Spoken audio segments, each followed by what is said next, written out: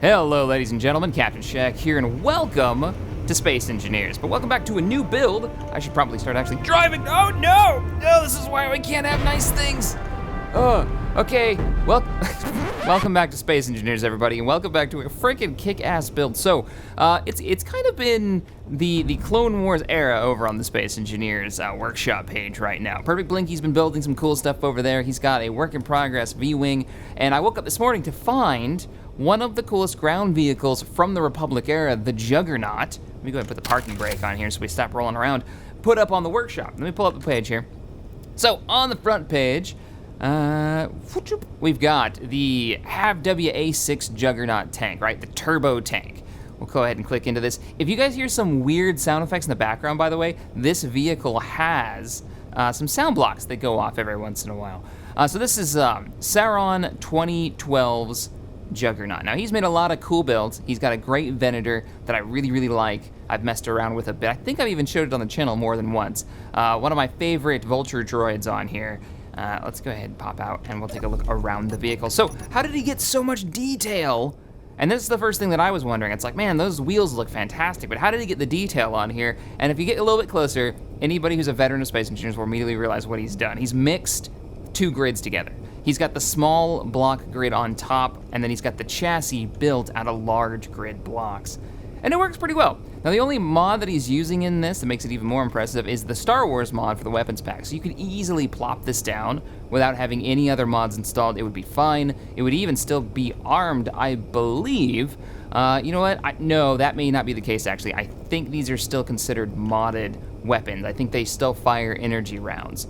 But let's take a look around. I'll teleport myself out so you guys can get an idea of the scale. So if you don't know what the Juggernaut is, this is a Clone Wars era command tank. It's a gigantic APC or mobile command outpost for Republic clone troopers to use in the field. This thing can hold somewhere in the range of about 300 clones in the lore, and to give you an idea of how many clones that actually is, the average clone battalion, like the 212th, right, or the 501st, is about 165 clone troopers per company, and they've all got 4 companies. So you're talking like 600 and, what is that, 670 or something like that? 600 and something individuals in a single battalion. So this could hold, or in a battalion, yeah, in a battalion. So, okay, 660. I went ahead and looked it up because I wanted to make sure I knew. So 660, this thing can hold around 300 clones, meaning that half of a battalion can fit into this one vehicle. You never want to do that because you're risking, half of your battalion in one single target, even if it is a hard target like this thing. But look at it. It's so friggin' cool. Now, one of the features that I haven't messed around with is, what is this? I don't know. Let's go ahead and board up. There is no easy way to get in this. And I was wondering, like, how do you load up into a Juggernaut? Now, I believe in the lore, it'll actually like lower itself down on suspension, and then some ramps will open up on the side. But let's go ahead and board in. I love the detail. Yeah, he's mixed that large grid with a small grid on top, so he can get all of the detail, draw out the twin cockpits. I guess you'd call them cockpits on this ground vehicle, cabs. So it can drive forward or backward. I know a lot of people got onto me when I played Republic at War, and I was like, why does it keep driving backwards? Because in all of the versions that we've seen this, right, in the Clone Wars, this was actually a version of this, a rendition of this was in Rogue One. It's a prison transport for the Empire. I think that might have been the A9 version, but still, it's just another rendition of this ship or vehicle. Let's go ahead and get over to the front, though. But in every version that we've seen, this is always the front, right? This is the direction of travel that they're going, and then the back. They never show this driving backwards, I don't think, in the Clone Wars. What type of Ahsoka's like sitting on top fighting with a lightsaber, but that doesn't count. I think she was still standing on the top of this. Anywho, let's walk around a bit. It's not super fast when it comes to accelerating. We'll go ahead and turn on the parking brake. I just put those guys in here so we'd have something else to look at. Another really cool build. I hear a little bit of banging around in there. I hope the grids didn't detach, because that'd be real bad. That'd be real bad. Now, the way that he's done it, I think, yeah, you can actually see it right there. Underneath that connector in the back, there is a rotor block. So he's using a rotor to connect the two grids together. I mean, it gets up and it starts moving. Let's see, has he maxed out the speed on this? Is it locked, or is it just slow acceleration? It's fairly slow acceleration, yeah, that's what's going on. So, bring the weapon systems online. Start to turn. Now he's got thrusters on here. He's also got max blocks that can turn on and off. And I was wondering, okay, why would you want those on here? And then I had a fantastic idea of like, well, if you wanted to use this in a low gravity environment, you could extend the gravity generator on, say, a Venator or an Acclamator, and then drop one of these off, and it can operate because it has a mass block inside that gravity well and sit on that, asteroid or whatever. And we've seen in the Clone Wars, and it can do something similar. He's actually mounted up tanks, not with a Juggernaut, mind you, but he's actually mounted up tanks onto an asteroid and ambushed droid. It's one of my favorite little maneuvers they did in the Clone Wars. Like, okay, that's cool. You double your firepower through friggin' armor on an asteroid, and then hit them in their weak spots, because nobody expects an asteroid to start firing at you. The build itself, though, incredibly detailed. In every room that you walk around in, you're gonna find seats. It does have these sound blocks that go off randomly. I don't know where the sounds come from. They sound a little weird, to be honest. Nothing that I recognize from the Star Wars universe. It kind of sounds like a bit of static. If we walk through, more seats. Everything is labeled up top, which is kind of cool. I love the detail on the walls here. What are these? Are these connectors? Are these ground down connectors? Or not connectors, conveyors? No, they're wheels. Oh, that's cool. Yeah, I ground down some wheels to get a little bit more detail out of it.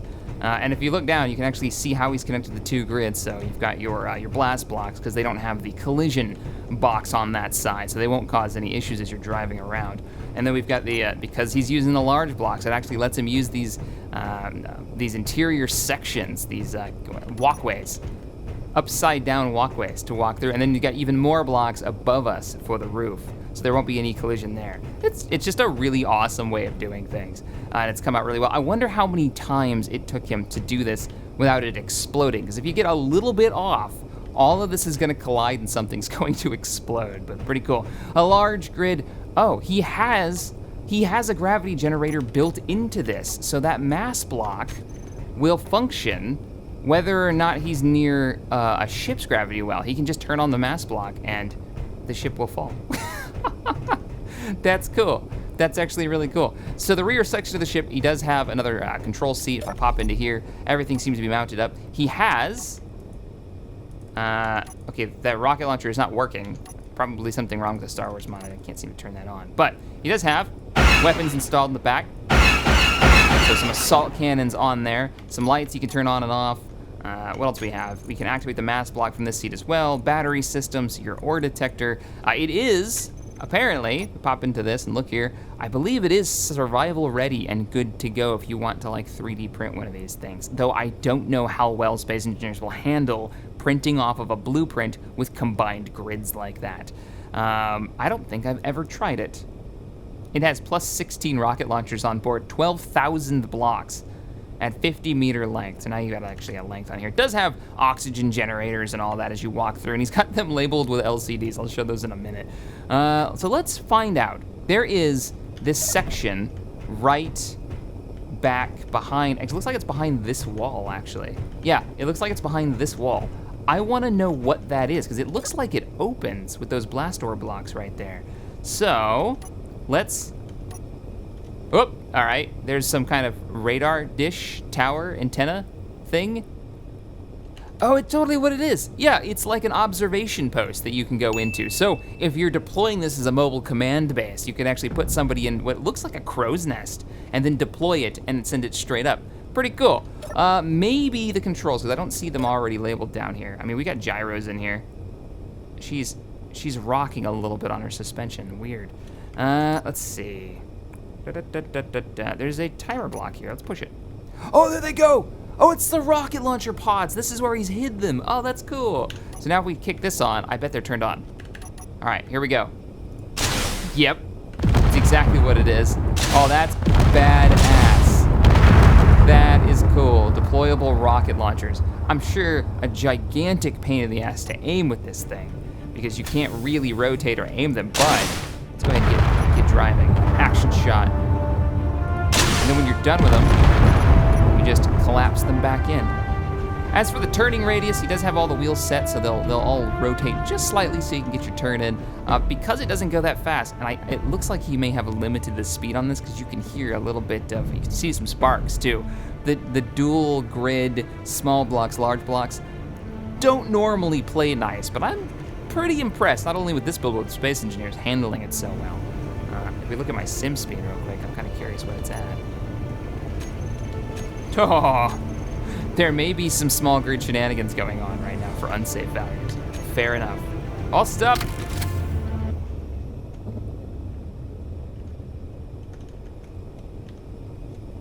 Yeah, 1.0 sim speed, not too shabby.